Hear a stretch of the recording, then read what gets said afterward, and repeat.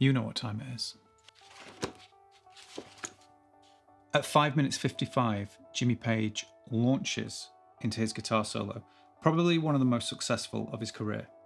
It took a considerable amount of time and energy to get it right, however, in quotes. There was a bit of a struggle on the solo, remembers Andy Johns. He was playing for half an hour, did 7 or 8 takes. He hadn't quite got it sussed. I was starting to get a bit paranoid, and he said, No, you're making me paranoid. Then right after that, he played a really great solo. A really great solo? Can you imagine that?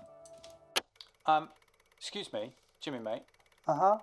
Is there any chance you can put a solo on that middle section where it's just the chords? Yeah. I think I know the bit you mean. Yeah, if you just leave it rolling for about half an hour or so, I'll see what I come up with, okay? Oh, look at that. I've just come up with the most iconic guitar solo of all time. How was that? Yeah, I thought it was quite rude. Yeah, it's rather quite good, isn't it? I'm coming in. Right, that's annoyed me, that. Too good. Let's learn the extra little bits, as promised in the thumbnail.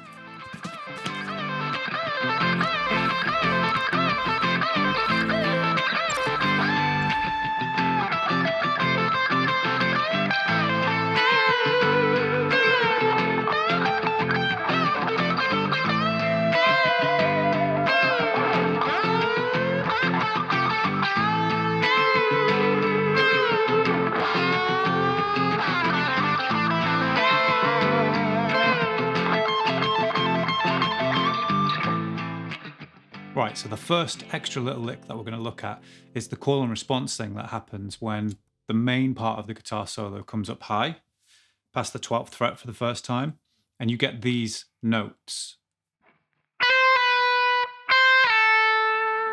But in order to get it sounding a little bit more like the way that Jimmy plays it, we're going to do it with some bends, specifically a semitone bend, and then a tone and a half, or a minor third interval, pre-bend release to try and get it sounding a little bit more like the record. So it goes like this.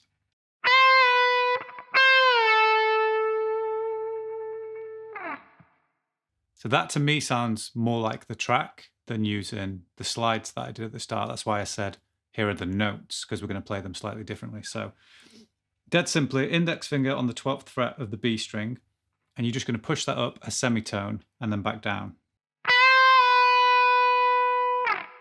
Okay, so that was bending to the note C and then back to the note B.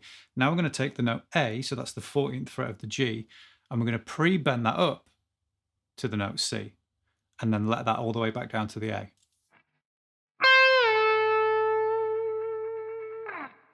Now that's quite tricky at first to get the strength and the muscle memory to remember where the note C is.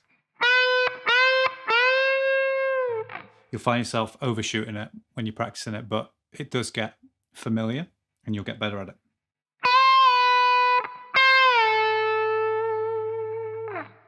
One thing to be mindful of is the extra pressure that you're putting into that bend. When you come down, you might find that you're really pushing into the fret, which is pulling that A resolution a little bit sharp. So just remember to kind of relax your hand after the pre-bend, the pressure.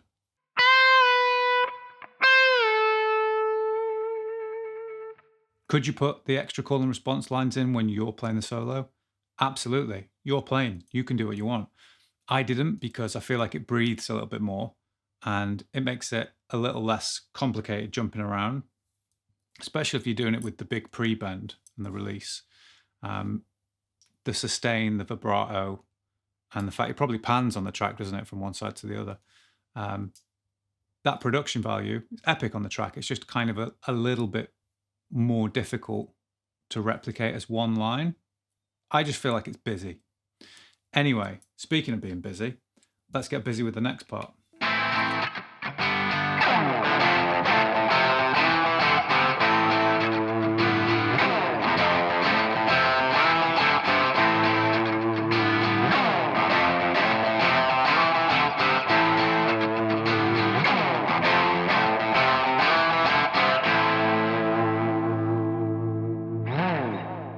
Love it when that little line kicks in. It's just the extra meat that the bottom end needed.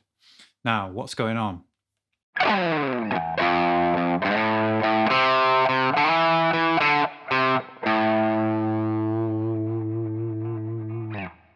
I start with a big power slide going all the way down. And then we catch a very cheeky open E on an upstroke. It's quiet, almost too quiet. After that, we hit the F twice with the index finger. Then I use lazy left hand, slide my pinky into the 5th fret of the E, the note A, hit that twice. 3rd fret of the A, 7th fret of the A, 5th fret, 3rd fret, and then 5th fret of the low E, the note A. So we've gone from the F note where the rhythm guitar would have been, and we've made our way through this little line.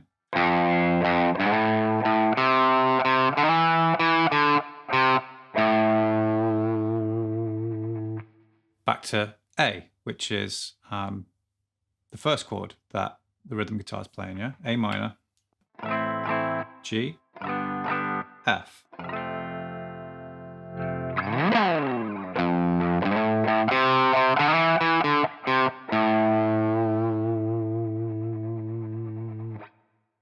If you were doing a whole one guitarist plays all thing, yeah, you could hybrid.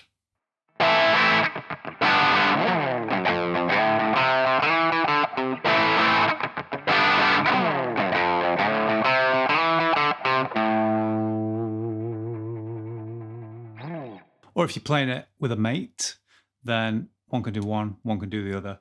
But shotgun playing the fancy riff because, you know, I want to play that bit. I'm tired of playing chords. Last bit, the cool outro solo that is almost so buried into the mix that I couldn't work it out, but I did. So here we go.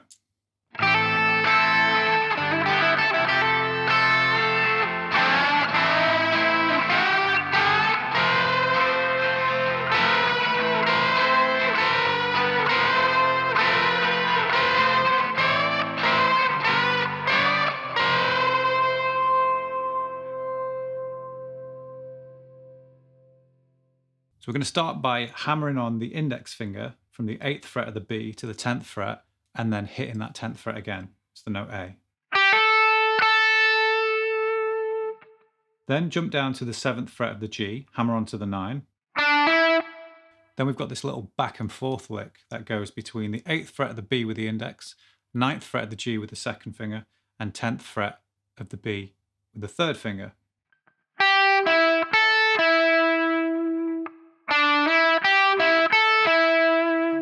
So we hammer on index 3rd and then quickly swap to index being back on the 8th fret of the B. At the end of that, I want you to do that initial hammer on and then finish on that A note again.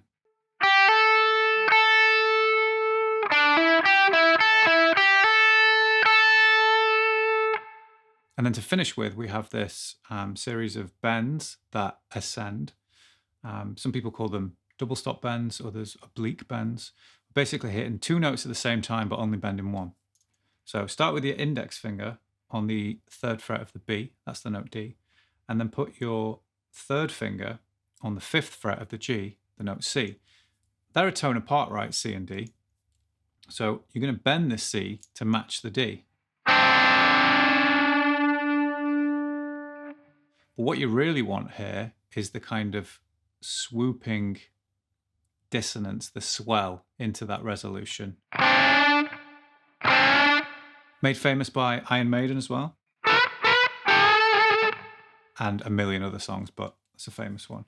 Now, I'm going to call out the lowest fret that we're hitting. So 3rd fret, 5th fret, 8th fret, 10th fret, 13th fret.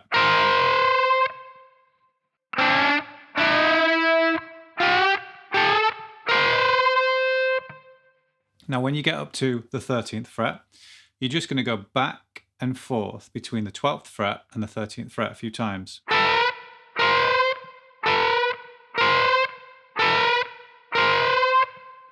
timing between that 13th and 12th fret is quite hard to do without the track, so listen to the track for guidance. You can check out the tab if you want it, and also my little example before this section. To finish, we go 15, 13, 12, 15, 13. And you want to pull that last bend completely up to the C, dead on unison.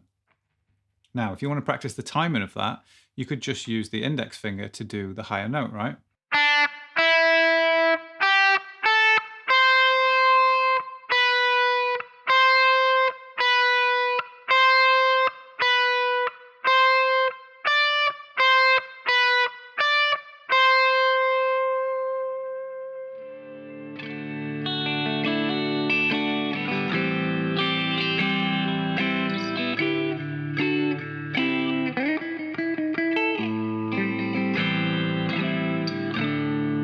In my 5 facts about Stairway video, I did this little filler.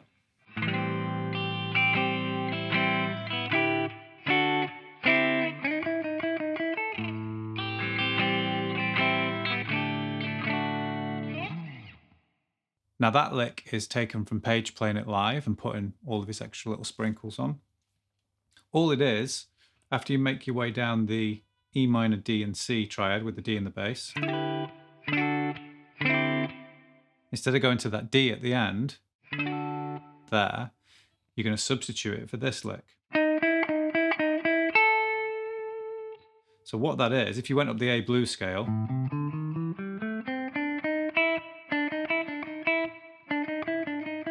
and you put those chromatic notes on one string, the flat 5 and the perfect 5th, you're just going to hit the flat 5 and the perfect 5th back to back. So that's the 8th fret of the G and the 9th fret. 3 times. And then the root note, A. 10th fret of the B string with the 3rd finger. Then I hit the open A. It's the root note of the A minor 7 chord, where we're going to go next. And it gives you that little bit of breathing space to come out of a lead line and get back into the rhythm. And